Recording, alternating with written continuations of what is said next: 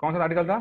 Article पहले पढ़ते हैं, आर्टिकल 25 से 28 तक पढ़ते हैं, जैसे रिवाइज कर रहे हैं, जिसमें आपको धर्म की स्वतंत्रता का अधिकार था, right to freedom of religion, ठीक है, जिसमें आर्टिकल, सर हाँ हाँ बोलिए सर बोलिए, जैसे मतलब ये जो बैच आप चला रहे हैं, हाँ हाँ इसका एग्जाम 13 जून को है, हैं? क्या बोला? तो क्या जो आपकी जो स्पीड है उससे हम लोग कवर कर लेंगे? नहीं, क्यों, मैंने आपको वीडियो भी दिए हुए हैं, आपको पीडीएफ भी दिए हुए हैं, ठीक है ना। अब आखिरी के 2 महीने में आके थोड़ी आप बोलोगे वीडियो कन्विंसिंग में मैं एक एक चीज आपको हटा दूंगा मैं आपको, मैंने आपको वीडियोस दिए हुए हैं, पीडीएफ दिए हुए हैं, टेस्ट मिल जाएंगे आपको, ठीक है ना। आप इस ये मत सोचिएगा कि मैं यहाँ पर, करंट अभी आपने कुछ दिया नहीं हाँ? है। क्या हो गया? हेलो? करंट आप बिल्कुल कुछ दे नहीं रहे हैं। आप बताते हैं करंट 40-45 क्वेश्चन आता है। करंट आपने किताब खरीदी परीक्षा मंथन की? आपने आपने परीक्षा मंथन की किताब खरीदी आपने? नहीं, परीक्षा मंथन तो नहीं मैं लिया कब से है। चिल्ला रहा हूँ, लगभग हर दूसरे वीडियो में मैं बोलता नहीं, हूँ जैसे परीक्षा मंथन ले आपकी लो, तरफ से कुछ करंट का मेरी तरफ है? से मिल जाएगा आपको ना, लेकिन मैंने हमेशा ये कहा है कि आपको 2-3 सोर्सेस से पढ़ना है, आपको परीक्षा, आपको करंट अफेयर्स। सर ये परीक्षा मंथन इंग्लिश में भी आती है कि जो मतलब नहीं? वार्षिक की आई है वो इंग्लिश में आई हुई है, मैंने यहाँ तक कि लिंक दे दिया था मैंने फेसबुक के ऊपर, सॉरी यूट्यूब के ऊपर, आप लिंक को क्लिक करके अमेजोन से मंगा लो आप, है ना। मैं तो आपको दे दूंगा, लेकिन आपको ध्यान रखें थोड़ा सा, आप भी कॉन्शियसली आप लोग भी मतलब पढ़ाई कीजिए आप, ठीक है ना। अब देखिए नहीं सर, कल आप मतलब जैसे कि 20-25 लिंक दिन है से यूट्यूब पे। क्या हो गया? फंडामेंटल राइट्स और ये केवल पॉलिटी में है, हाँ, और अभी आपने 2-3 महीने बाकी आपने है। दूसरे वीडियो देखे, आपने बाकी वीडियो देखे आपने साइंस के और ज्योग्राफी के? अभी मैं बताऊँ आपको, कल स्टूडेंट ने ज्वाइन किया, अभी इस समय नहीं है वहां पर, और कल ज्वाइन किया और पूरे 25 वीडियो ने जो पॉलिटी के देख लिया, ज्योग्राफी के लिए मुझे फोन करती है एक दिन के अंदर, सिर्फ एक दिन के अंदर, ठीक है ना। तो सर मेरा तो आगे बढ़ ही नहीं रहा सर, वो पॉलिटी के जब ओपन किए 5वां लेटर नहीं, आप लेसन। दोबारा देखो, आप फिर से जाइए, आप मिलेगा आपको सब कुछ, अब मैं सब कुछ कर दिया। चलिए ठीक है, चलिए स्टार्ट करते हैं, पहले यार क्लास खत्म, जी मेरे क्लास टाइम निकल जाएगा, फिर मैं कुछ नहीं कर पाऊंगा आपका, ठीक है ना। जी जी जी सर। ठीक है ना, बाकी जो गिले शिकवे हैं वो बाद में, ठीक है। चलिए ठीक। हाँ, आर्टिकल 29 और 30 आर्टिकल, ठीक है, क्या है भाई, संस्कृति और शिक्षा संबंधी अधिकार। आर्टिकल 39 में बोला, आर्टिकल 29 ने बोला कि अल्पसंख्यक वर्गों के हितों को संरक्षण प्रदान किया जाएगा। अब पहले तो मुझे बताइए कि अल्पसंख्यक कितने प्रकार के बोले गए हैं संविधान के अंदर? बहुत बार क्वेश्चन पूछा गया है, कई बार पूछा गया है, कितने प्रकार की माइनॉरिटीज बोली गई हैं संविधान? हाँ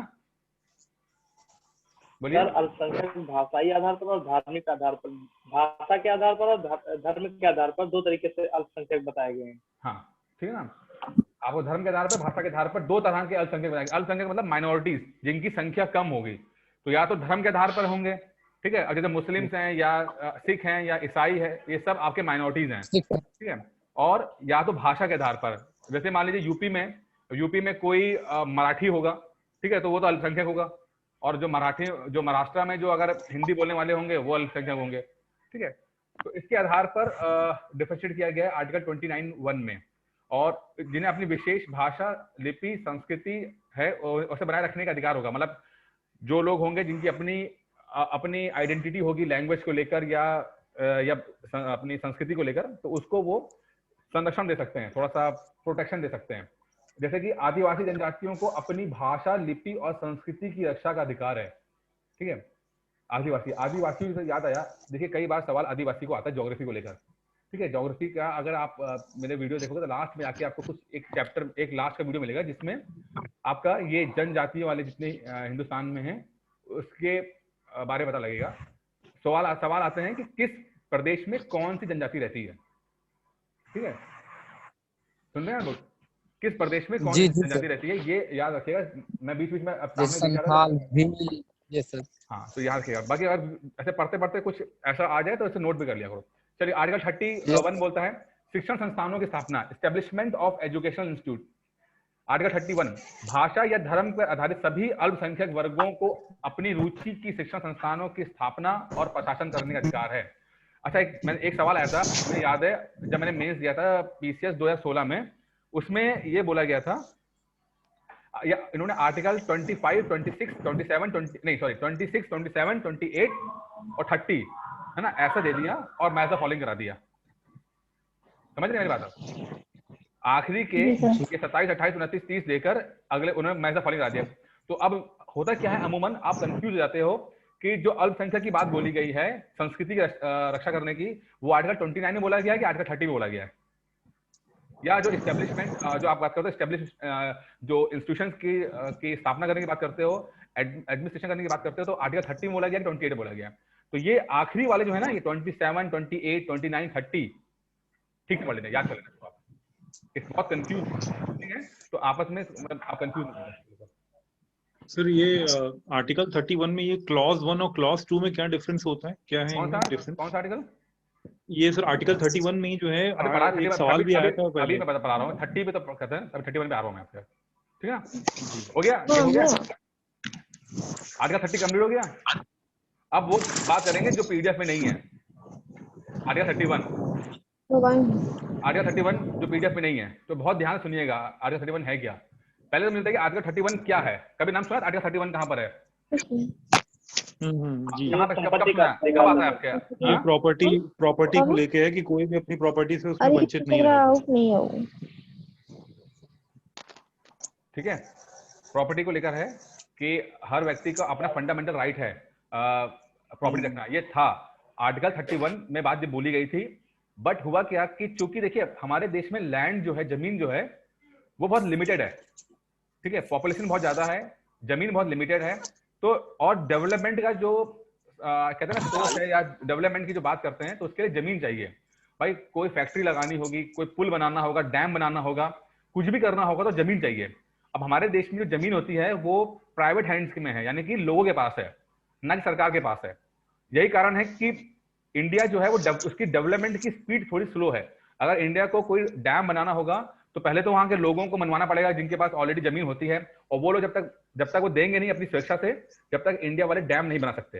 लेकिन अगर चाइना की बात करते हैं तो चाइना वालों, वहां पर चाइना में क्योंकि कम्युनिस्ट कंट्री है वो, तो वहां पर लैंड जो है वो सरकार के पास है, और अगर सरकार ने फैसला कर लिया कि हमें यहाँ पे कुछ बनाना है तो भी बनाना है, फिर कितने लोग भी रह रहे हो कोई फर्क नहीं पड़ता, ठीक है ना। तो ये चीज चली। जब आर्टिकल 30 जब आता है तो इसको लेकर 31 को लेकर आता है ना, अरे अभी आया पानी, मोमेंटम खराब कर देते हैं आप, ठीक है, समझ में आया आपको? तो आर्टिकल 30 में ये बोला, 31 में बोला गया कि आपका जो जमीन है वो आपका फंडामेंटल राइट है आपका। अब सरकार को बहुत दिक्कत हो, जहां सरकार कुछ बनाने जाए, कुछ डैम बनाने जाए, कुछ पुल बनाने जाए और जमीन का अधिग्रहण करने की कोशिश करें, तो पता लग रहा है कि जो लोग हैं वो जाके कोर्ट में चले जाते हैं। अब कोर्ट में चले जाते हैं तो वहाँ फंडामेंटल राइट्स का हनन हो जाता है वहां पर, ठीक है ना, समझ रहे ना।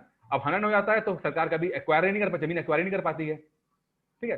तो आर्टिकल 40 जो कॉन्स्टिट्यूशन अमेंडमेंट एक्ट है आपका 44, उसके तहत इसको जो आर्टिकल था 31, इसको निकालकर 300A में कर दिया गया।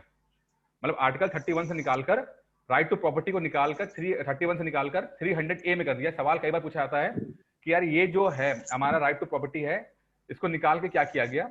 तो पहले वो फंडामेंटल राइट था, अब वो लीगल राइट है, ठीक है, हमारा संवैधानिक राइट है, अब वो फंडामेंटल राइट नहीं है। और ये आर्टिकल 44 में किया गया था। उसी समय क्या हुआ, एक और केस आया इस अमेंडमेंट को चैलेंज करने के लिए। इसको बोलते हैं RC Kapoor versus union of India case. RC Kapoor versus union of India case आया, और इसमें यह बोला गया कि जो अमेंडमेंट 44 किया गया है वो मतलब अनकॉन्स्टिट्यूशनल है, मतलब गलत है, इलीगल है। अच्छा, उसी समय इंदिरा गांधी की सरकार दोबारा आ चुकी थी, मतलब 1979 के बाद की बात है ये, 80 में। और इंदिरा गांधी इस समय अपने आप को एज अ गरीबों का मसीहा के रूप में अपने आप को प्रोजेक्ट कर रही थी, ठीक है।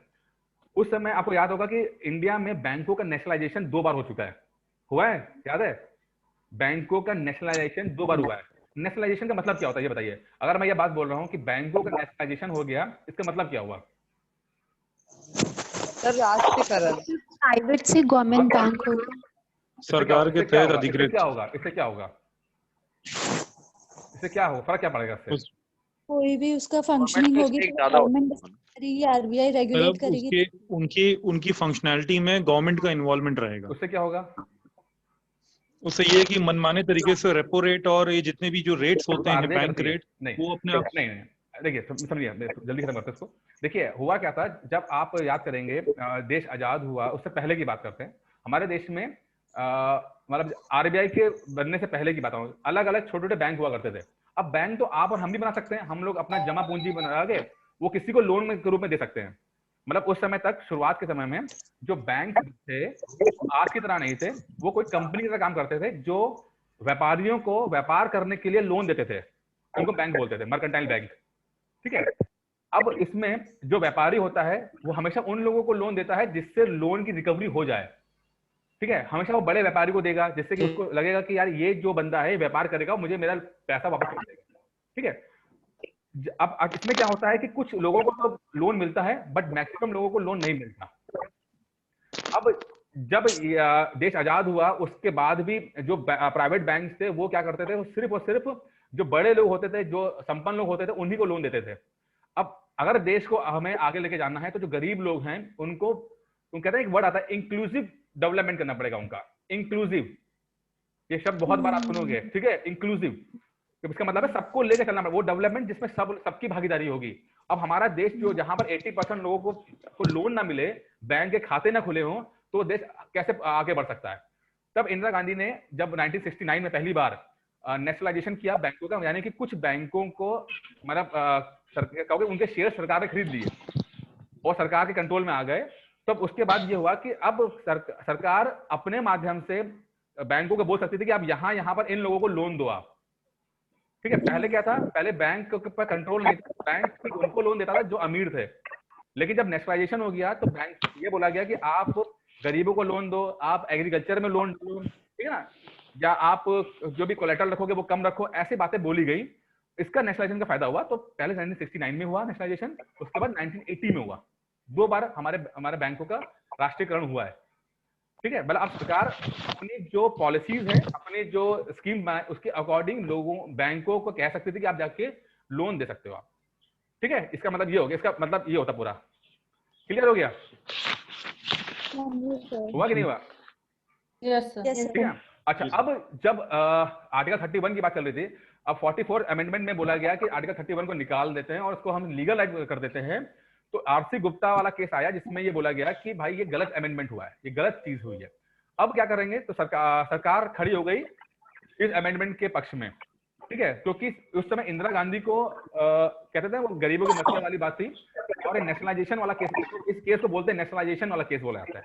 इसमें इंदिरा गांधी, क्योंकि इंदिरा गांधी चाहती थी कि आर्टिकल 31 हटे, क्योंकि अगर आर्टिकल 31 हटेगा नहीं तो जो जमीनों का अधिग्रहण है वो नहीं हो पाएगा।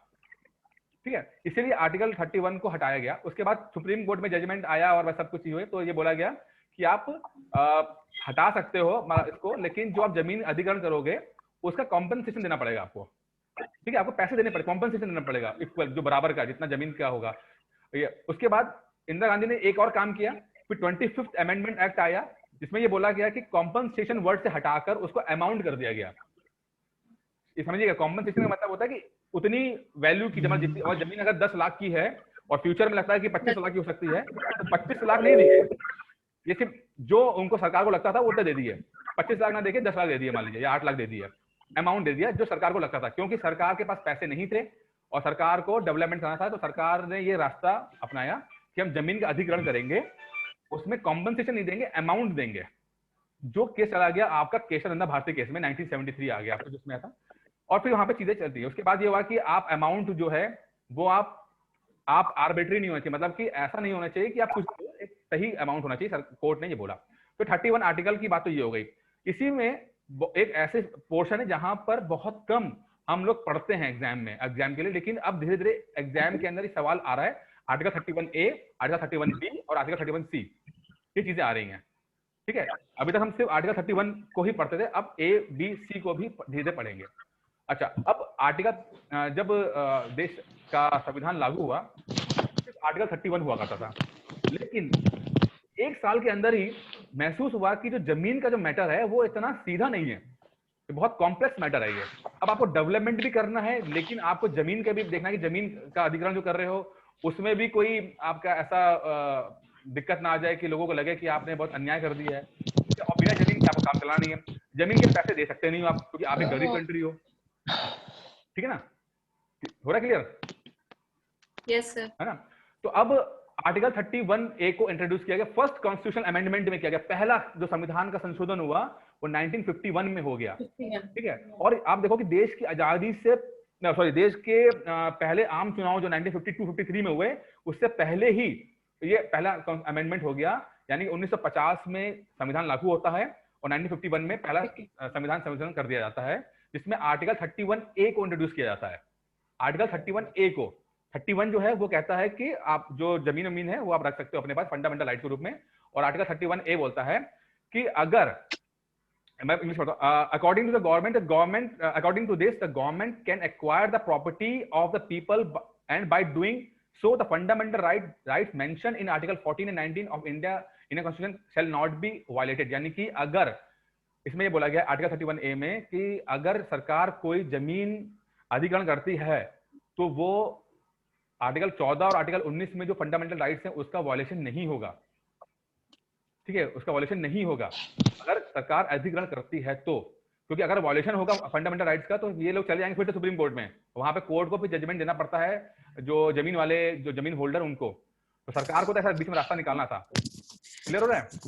तो आर्टिकल 31A में ये बोला गया कि अगर सरकार अधिग्रहण करेगी जमीन का तो वो वायलेशन नहीं होगा आर्टिकल 14 और आर्टिकल 19 का। ठीक है, अच्छा अब ये सब क्यों किया गया?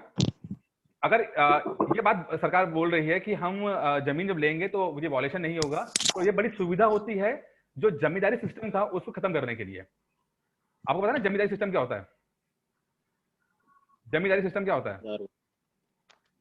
सर एक ही पर्सन के पास काफी सारे लैंड्स होते थे और वो उसको काम करने के लिए देता था और बदले में कुछ ग्रेन्स शेयर कर देता था। तो ये आपने नाम सुना होगा लैंड सीलिंग का। ठीक है, लैंड सीलिंग के मतलब एक आदमी के पास इतना, इससे ज्यादा एक हद से ज्यादा जमीन नहीं हो सकती है, और अगर मान लो एक आदमी के पास ज्यादा जमीन, एक्स्ट्रा जमीन आ गई उसके कोटा से ज्यादा, तो वो जमीन गरीबों में बांट दी जाती थी। तो आपने भूदान आंदोलन सुना होगा। ठीक है, भूदान कौन है उसके अंदर, कौन है? ये एग्जाम में कई बार आता है, विनोबा भावे। ठीक है, ये एग्जाम में पूछा जाता है, और ये विनोबा भावे ने बहुत ये स्टार्ट किया था इस चीज को लेकर कि भाई गरीबों के पास जमीन नहीं है तो अमीर लोगों से, मतलब कानून तो बना सकते हैं लेकिन अगर हम उनसे स्वेच्छा से मांगेंगे और वो लोग डोनेट करें तो ज्यादा एक अच्छा तरीका है, उनको लगता था ये बेटर तरीका है ये एक ऐसा कंट्री में। तो उस समय नेता बड़े अच्छे समझदार हुआ करते थे, आज के नेता तो जानते हैं क्या हालत है। ठीक है, तो चला अब ये बात हुई कि अगर हम आर्टिकल 31A इंट्रोड्यूस करते हैं तो हमें जमींदारी सिस्टम को खत्म करने में बड़ा सहायता मिलेगा और हम जो लोगों के पास ज्यादा जमीन है उससे लेकर गरीबों में बांट देंगे। ये बोलता है आर्टिकल 31A कि अगर हम इम्प्लीमेंटेशन जमीन अधिग्रहण कर रही सरकार तो वो आर्टिकल 14 और आर्टिकल 19 का वायलेशन नहीं है। ये लाइन याद रखिएगा क्योंकि हो सकता है मैच द फॉलोइंग में सवाल आ जाए, क्योंकि यूपीएससी में तो इस टॉपिक पर सवाल आ चुका है, पीसीएस में आई थिंक नहीं आया है, यूपीएससी में आया हुआ है। ठीक है, आर्टिकल 31A-B-C के बारे में, 31A के बारे में, 31 के बारे में जानते हैं, 31A-B-C के बारे में नहीं जानते नहीं है, तो आज हम पहली बार पढ़ रहे हैं 31A के बारे में। अब 31B के बारे में बात करते हैं। ये भी पहले संविधान संशोधन में डाला गया इसको भी। ठीक है, और इसमें बड़ी इंटरेस्टिंग बात बोली गई कि इसको हम जो इस आर्टिकल 31B को जो बात बोली गई इसको 9 शेड्यूल में डाल दिया गया। ठीक है, 9 शेड्यूल में डाल दिया गया। मतलब इसका मतलब क्या होता है? आपको पता है शेड्यूल क्या होते हैं? अनुसूचियां कितनी थी जब देश आजाद हुआ था? 8 थी। अब कितनी है? 12। जो शेड्यूल 9 है, ठीक है, वो उसमें जो जो बातें बोली गई हैं, मैं जो उस शेड्यूल में उस लिस्ट के अंदर जो है जिसमें लैंड भी आता है, वो पॉइंट उस पे आप कोर्ट में केस नहीं कर सकते आप। ठीक है, इसका मतलब ये होता है चैलेंज नहीं हो सकता, आप चैलेंज नहीं कर सकते इसको आप। ठीक है ना, तो शेड्यूल तो इन्होंने सरकार ने क्या किया, बड़ी समझदारी से इसको इसमें डाल दिया। ठीक है, तो अब आर्टिकल 31B में ये बोला गया कि जो ये आर्टिकल है ये आपका फर्स्ट 9 शेड्यूल में जाएगा। ठीक है, ये हो गया। अब बात करते हैं आर्टिकल 31C के बारे में। 31C सर वैसे कितनी प्रॉपर्टी होगी? क्या मतलब? तो सर वो गवर्नमेंट ले लेगी। अब तो लैंड सीलिंग नहीं होती है। कितनी है लैंड सीलिंग का? अब तो कोई लैंड सीलिंग ऐसी नहीं है, अब तो कुछ सिस्टम नहीं है मेरे ख्याल से। अबे है क्या लैंड सीलिंग का? आप लोग गांव से नहीं, खत्म हो गया है ना, ये तो अब शायद नहीं है, अब तो खत्म हो गया। वो है। ठीक है सर, ये वामन राव जो केस था वो क्या 31B से जुड़ा हुआ था? 31B से, हाँ 31B। ठीक है, वामन राव 31B से बोला गया था। इसी में सरकार ने बोला था बेसिक स्ट्रक्चर की बात बोली गई थी इसके अंदर। तो सर अभी भी सर कितनी प्रॉपर्टी रख सकते हैं अपने पास? अरे पीसीएस में बन जाओगे एसडीएम, उसके बाद बहुत जमीन रख सकते हैं। सर मान लीजिए अगर क्या कल को पूछ ही लिया क्वेश्चन के आपके पास, मैं बताऊं, मुझे नहीं पता एग्जैक्टली, मुझे फिगर नहीं पता, मुझे एग्जैक्टली फिगर नहीं पता, ठीक है, कि हो सकता है आप लोग देखो, आप लोग जो लोग गांव से आप लोग बिलोंग करते हैं, क्योंकि लैंड के बारे में मेरी थोड़ी नॉलेज कम है, मैं इतनी जमीन हम शहर के लोग हैं, मैं पता करके बता दूंगा आपको कि कितनी लैंड सीलिंग का क्या फंडा है, लेकिन मुझे अभी एग्जैक्टली अभी नहीं पता। चलिए आगे, मुझे भी इतना आइडिया नहीं, लेकिन सर ऐसा तो है।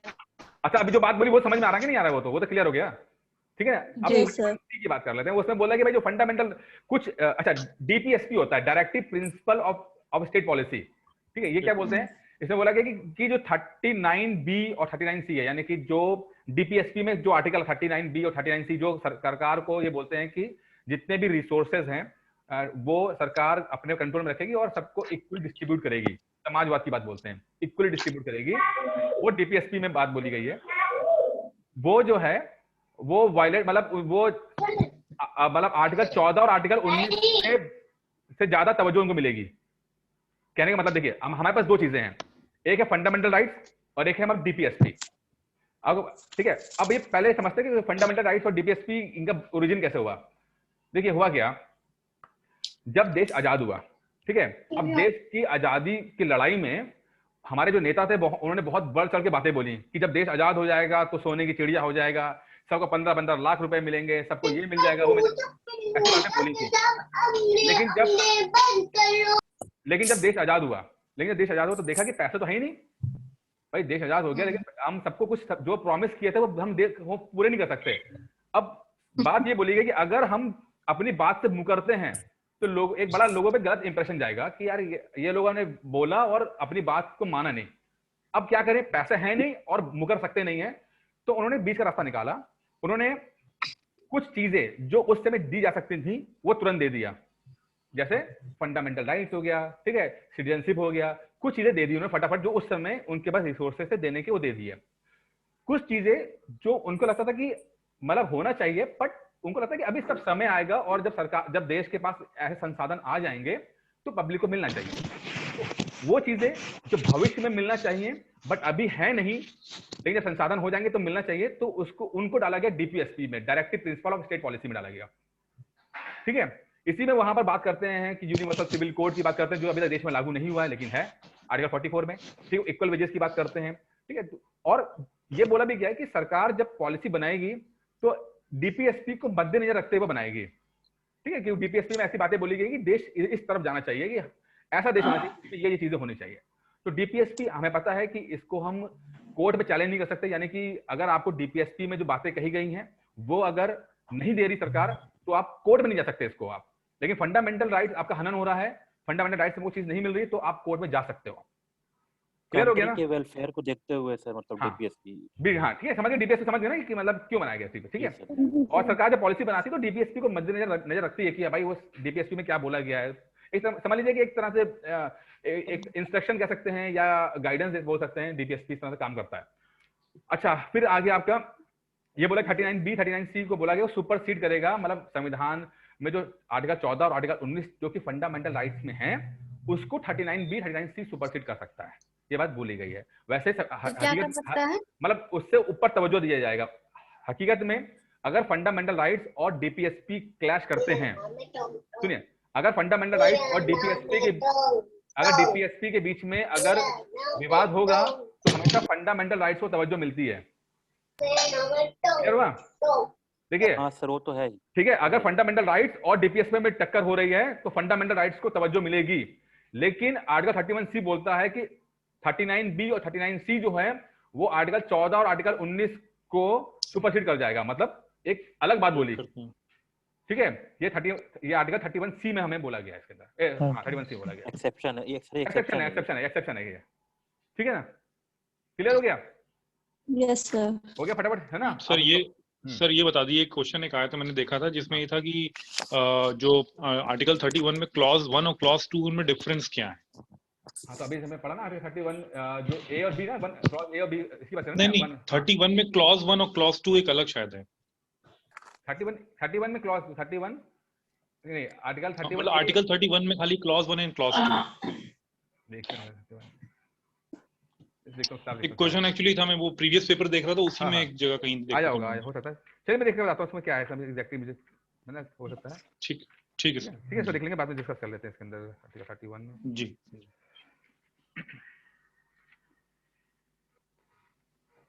इसमें है नहीं, नोट्स में दिया हुआ है।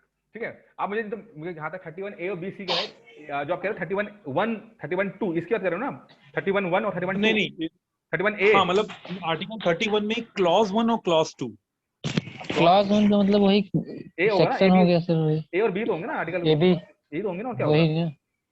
आप मुझे ना हाँ, आप मुझे क्वेश्चन भेज देना, थोड़ा सा प्लीज, चेक कर लेंगे उसे। ठीक है, चलिए आगे बढ़े।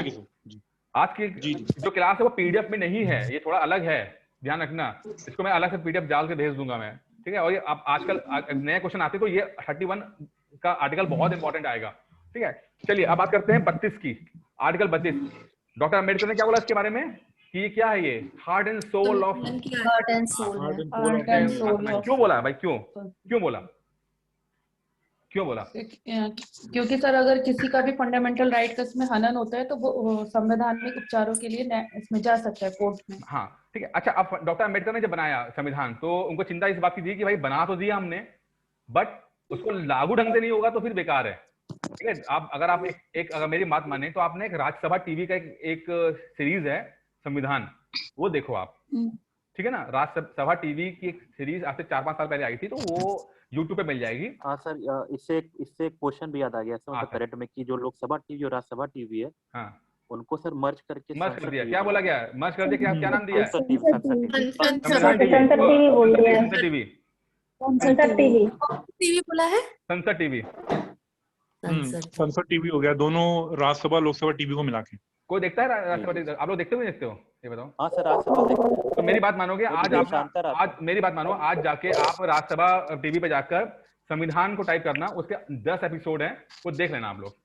ठीक है, बहुत कुछ सीखने को मिलेगा। स्वरा भास्कर नरेट कर रही है। हाँ, स्वरा भास्कर जिसमें नरेट कर रही है। ठीक है, उसमें बड़ी अच्छी बात बोलते हैं डॉक्टर अम्बेडकर, बोलते हैं कि संविधान कितना भी अच्छा क्यों ना हो, बट अगर उसको लागू करने वाले लोग खराब हैं तो वो अंत में वो खराब सिद्ध होगा, और संविधान कितना भी खराब क्यों ना हो, अगर उसको लागू करने वाले लोग अच्छे हैं तो वो अंत में अच्छा सिद्ध होगा। ये डॉक्टर अम्बेडकर ने बात बोली। इसीलिए जब आर्टिकल को अच्छे से दिखाया गया है, मतलब हाँ, आर्टिकल 32 जो है उसको बड़ा क्लोजिंग है कि अगर हम बना तो बहुत कुछ रहे हैं, बट अगर इसका सरकार हनन करती है तो पब्लिक के पास कुछ होना चाहिए कि जाके वो अपनी जो सुरक्षा करा सके वो। तो उसके लिए सुप्रीम कोर्ट, हाई कोर्ट दिए गए हैं। ठीक है, और सुप्रीम कोर्ट, हाई कोर्ट जैसे उनके पास क्या है? उनके पास 5 रिट हैं। रिट का मतलब क्या होता है? आदेश।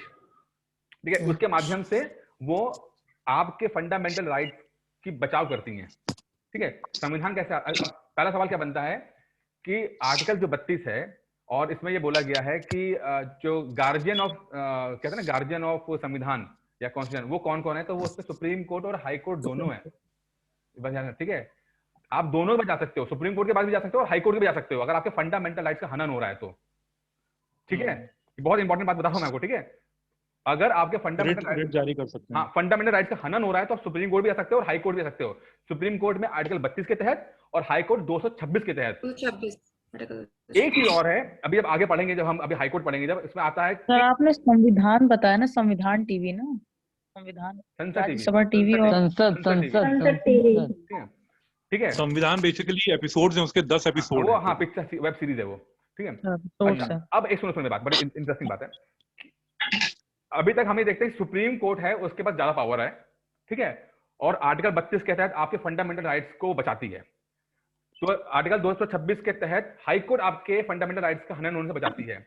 लेकिन एक मैटर में हाई कोर्ट ज्यादा बेटर आपसे, सुप्रीम कोर्ट से ज्यादा उसका रेंज हो जाती है, क्योंकि जो सुप्रीम कोर्ट है वो सिर्फ आपके फंडामेंटल राइट्स के अगर हनन हो रहा है तभी जा सकते हैं। लेकिन हाई कोर्ट में अगर आपके नॉर्मल भी आपके उसका हनन हो रहा है, नॉर्मल जो आपके फंडामेंटल राइट्स नहीं है लेकिन नॉर्मल दूसरे उसका हनन हो रहा है, तो भी आप जा सकते हो।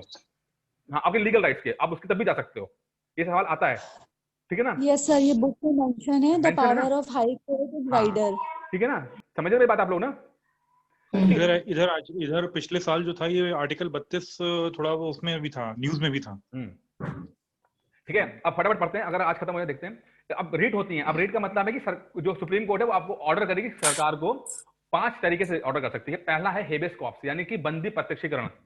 इसका मतलब है, मान लीजिए पुलिस ने किसी को उठा लिया, ठीक है, और उनके जो फैमिली से मिलने नहीं दे रहे हैं, तो उनकी फैमिली कोर्ट जाएगी और बोलेगी कि हमें मिलने नहीं दिया रहा और कुछ हमारी रक्षा कीजिए। तो सुप्रीम कोर्ट बोलेगा या हाई कोर्ट बोलेगा कि उस बंदे को कोर्ट में प्रस्तुत करो। ठीक है, 24 घंटे। शरीर को प्रस्तुत, इसका शाब्दिक अर्थ है शरीर को प्रस्तुत करो, हेबियस कॉर्पस का मतलब है हमें you may have the body ना, हाँ ब्रिंग द बॉडी, हाँ ठीक है, वो करो आप। तो ये इसका हेबियस कॉर्पस। अच्छा, बार बार आपको ना ये मैच द फॉलोइंग वाले सवाल बन जाते हैं आपके। अभी जितने 5 रिट हैं इसको ये मैच द फॉलोइंग वाले सवाल में डाल देते हैं ये, ठीक है। तो हेबियस कॉर्पस का मतलब है शरीर को प्रस्तुत करो, ठीक है। कानू सानियाल बनाम जिला, टाइमिंग बता दीजिए, 24 आवर जो सुप्रीम कोर्ट देता है वो टाइमिंग, वो जो सफर का टाइम होता है वो आपका कोर्ट कर सकते हैं 24 घंटे के अंदर आपको मजिस्ट्रेट के पास करना होता है, ये होता है ना। अब इसमें क्या होता है, जैसे मान लीजिए कि कोई फैक्ट्री है, ठीक है, एक बड़ी इंटरेस्टिंग बात है, फैक्ट्री है, फैक्ट्री का मालिक है, उसने अपने लेबर्स को काम कराने के लिए रख लिया अपने पास, और वो अपने उसकी फैमिली से नहीं मिल पा रहे हैं, तो कोर्ट जो है वो फैक्ट्री के मालिक को भी ऑर्डर कर सकता है कि ब्रिंग द बॉडी, मतलब शरीर को प्रस्तुत कराया जाए। तो ये बोथ आपके सरकार के खिलाफ भी है और आप प्राइवेट के खिलाफ भी है, प्राइवेट इंडिविजुअल के खिलाफ भी है, दोनों खिलाफ ये हो सकता है। सिर्फ सरकार, ऐसा नहीं सिर्फ सरकार को आदेश देगा, ये प्राइवेट इंडिविजुअल को भी ऑर्डर कर सकता है, करता भी है, ठीक है ना। अब है परमादेश यानी कि मैंडेमस, इसका मतलब है हम आदेश देते हैं। अब इसमें क्या हाई कोर्ट सुप्रीम कोर्ट बोलता है कि भाई कोई काम करना हो तो उसके लिए आदेश देता है, ठीक है। इसके तहत न्यायालय द्वारा किसी व्यक्ति, लोक, प्राधिकारी, अधीनस्थ, न्यायालय नहीं, छोटे उसके नीचे इसके कोर्ट होते हैं, सरकार या निगम को उसके वैधिक, संवैधानिक, लोक कर्तव्यों को करने का या अवैध रूप से ना करने का आदेश देता है। कि आपका जो कर्तव्य, आप कोई काम नहीं कर रहे हो तो कोर्ट ये आपका मैंडेमस करता है, आपको आदेश देता है कि आप अपने कर्तव्यों को पालन करो आप, ठीक है। ये सब पढ़ लेना, ये मैच द फॉलोइंग वाली चीजें हैं। एक है प्रोहिबिशन, प्रतिषेध, इसका मतलब मना करना, ये कोर्ट का ही इंटरनल मैटर होता है। या रिट, वरिष्ठ न्यायालय द्वारा अधीनस्थ न्यायालयों को यानी अर्ध न्यायिक अधिकरणों के विरुद्ध जारी किया, मतलब कि समझिए कि अगर नीचे कोई छोटा कोर्ट है, उसके वो रेंज से बाहर जा रहा है, ठीक है, तो ऊपर वाला कोर्ट जो होगा, हाई कोर्ट सुप्रीम कोर्ट है, उसको नीचे वाले कोर्ट को मना करेगा कि आप ये काम मत करो, ठीक है। ये प्रोहिबिशन मतलब होता है। इसमें एक लाइन मेंशन है, private rights can not be enforced by the writ of mandamus. Mandamus क्या, फिर बोलिए। Private rights can not be enforced by the writ of mandamus, मतलब इससे प्राइवेट नहीं, फिर से मैं समझ नहीं पाया। प्राइवेट राइट्स के लिए कोर्ट प्राइवेट राइट्स के लिए एनफोर्स नहीं कर सकता है, प्राइवेट राइट्स के लिए एनफोर्स नहीं कर सकता है क्या मैंडेमस में? हाँ तो ठीक है ना, ये देखिए राइट्स, ये तो प्राइवेट राइट्स नहीं को एक मैंडेमस की बात कर रहे हैं कि प्रोहिबिशन की बात कर रहे हैं, किसकी बात कर रहे हैं, किसमें लिखा हुआ लाइन लिखी हुई है? मैंडेमस में मेंशन है ये लाइन कि प्राइवेट राइट। हां नहीं सर, मैं ये कह रही हूँ कि मैंडेमस में है ना सर, हैं ये मैंडेमस तो पब्लिक ड्यूटी पे होता है ना, जो पब्लिक सर्वेंट होते हैं ना सर, जो गवर्नमेंट सर्वेंट होते हैं। नहीं, इसमें देखिए किसी व्यक्ति को भी कर सकते हैं, अगर मान लो उनको लगता है कि काम उसने करना चाहिए, वो काम मतलब वो अथॉरिटी है, उससे काम करना चाहिए, वो कर नहीं रहा है, तो मैंडेमस का मतलब आदेश देना कि भाई अपना काम करो आप, बस यही बात है, और जो करना चाहिए। नहीं, हाँ बिल्कुल, ये दोनों पे होता है ना, इसमें तो होगा, चाहे वो पब्लिक सेक्टर का हो चाहे प्राइवेट इंडिविजुअल हो, तो आप काम करने से रोक रहा है। अब देखिए कौन कृतिका है, कौन है? हाँ जी कृतिका। आप ये ना, आप कहते हो, आप ना मुझे मैसेज कर देना, मतलब व्हाट्सएप करके देखना कहाँ पे लाइन लिखी है, थोड़ा सा समझते हैं, हो सकता है समझने में थोड़ा सा समझने का फेर हो इसके अंदर, ठीक है ना। चलिए फटाफट देख लेते हैं, आप मुझे मैसेज कर देना, उसको देखना। उत्प्रेषण यानी सिट्योरी यानी कि पूर्णता सूचित कीजिए, या रिट भी अधीनस्थ न्यायालयों या न्यायिक या अर्ध न्यायिक कार्यों करने वाले निकायों के विरुद्ध किया जाता है। ये अर्ध न्यायिक क्या होते हैं, अर्ध न्यायिक क्या होते हैं, या न्यायिक क्या होते हैं? चलिए ट्रिब्यूनल्स पढ़ेंगे तब पढ़ेंगे, इसको देखते हैं बाद में, ठीक है। देखिए वो चीज जो आपको सजा दे सके उसको न्यायिक बोलते हैं। हर सिर्फ कोर्ट ही सजा नहीं देती है, और भी चीजें हैं आपको सजा दे सकती हैं। एग्जाम्पल देंगे कोई? सर लोक अदालत हो गया, ट्रिब्यूनल्स हो गया।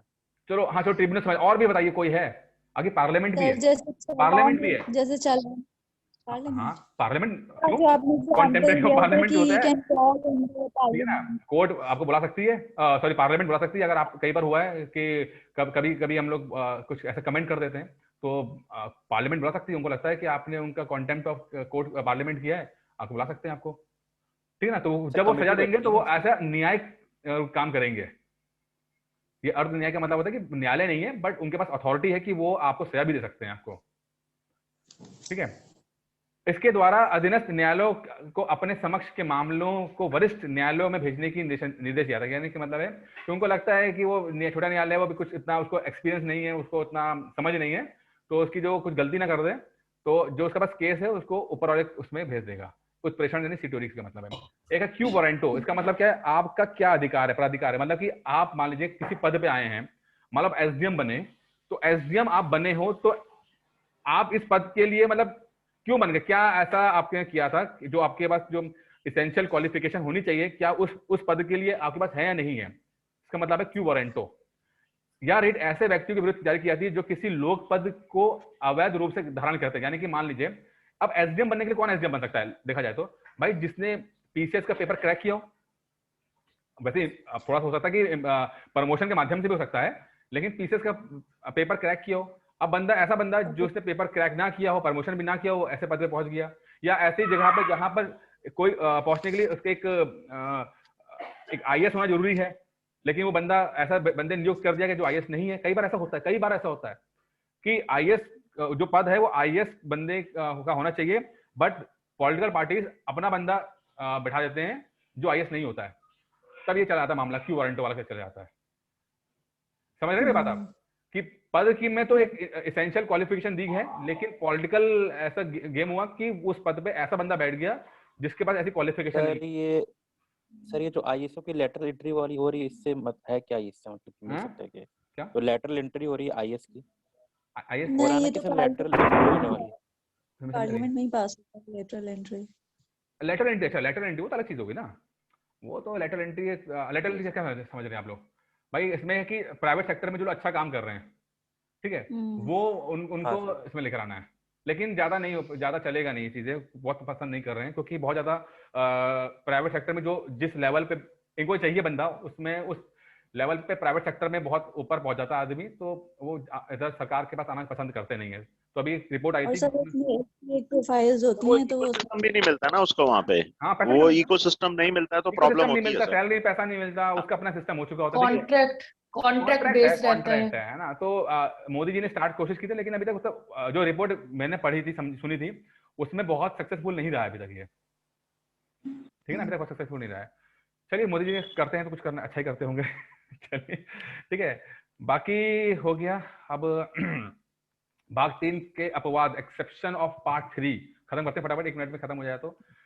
अनुच्छेद 33 में संसद को शक्ति प्रदान करता है कि वह कुछ विशिष्ट वर्गों के संबंध में विशिष्ट प्रयोजनों की पूर्ति हेतु मूल अधिकारों को रिस्ट्रिक्टेड या एब्रोगेट करने का होता है। यानी कि देखिए, कुछ लोगों के फंडामेंटल राइट्स को वो रोक सकते हैं पार्लियामेंट।